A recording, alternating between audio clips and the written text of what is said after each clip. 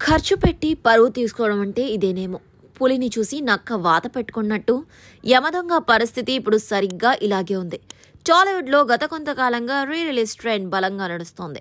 Super hit block buster సినిమాలు మళ్లీ థియేటర్లోకి వచ్చి ప్రేక్షకులను అలరించాయి. పోకిరి, జల్సా, ఒక్కడు లాంటి చిత్రాలు రిలీజ్లో కూడా అద్భుతమైన వసూళ్లను రాబట్టి సరికొత్త రికార్డులను సృష్టించాయి. ఇక విజయగాథలు చూసి పాత సినిమాలను మళ్లీ విడుదల చేయడానికి పంపిణీదారులు, నిర్మాతలు ఉత్సాహం చూపించారు. ఇప్పుడు అదే ఉత్సాహంలో నందమూరి తారక రామారావు హీరోగా రాజమౌళి దర్శకత్వంలో వచ్చిన ఎవర్ గ్రీన్ హిట్ యమదొంగ కూడా రిలీజ్ బరిలోకి దిగింది. మే 20న ఎన్టీఆర్ పుట్టినరోజును పురస్కరించుకొని మే 18న ఈ సినిమా థియేటర్లో విడుదల చేస్తున్నారు.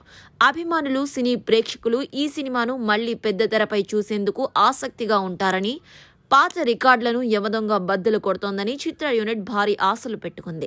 గత రిలీజ్ సినిమాల మాదిరిగానే యమదొంగ కూడా బాక్సాఫీస్ వద్ద సందడి చేస్తోందని భావించింది. కానీ పరిస్థితి అందుకు పూర్తి భిన్నంగా కనిపిస్తుంది. రిలీజ్కు ఇంకా కొన్ని రోజులే సమయం ఉన్నప్పటికీ యమదొంగ సినిమాను కనీస స్థాయిలో కూడా స్పందన లభించడం లేదు. బుకింగ్స్ ఓపెన్ చేసినప్పటికీ చాలా చోట్ల టికెట్లు అమ్ముడుపోవడం లేదు. అడ్వాన్స్ బుకింగ్స్ అత్యంత నిరాశాజనకంగా ఉన్నాయి.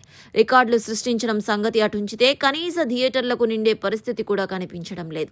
ఒకప్పుడు సంచలనం సృష్టించిన, ప్రేక్షకుల హృదయాల్లో చెరగని ముద్ర వేసిన యమదొంగ రిలీజ్లో ఇలాంటి పరిస్థితి ఎదుర్కోవడం అందరినీ ఆశ్చర్యపరుస్తుంది. అప్పట్లో ఈ సినిమా బ్లాక్ బస్టర్ హిట్గా ఎన్టీఆర్ కెరీర్లోనే విజయవంతమైన చిత్రంగా నిలిచింది.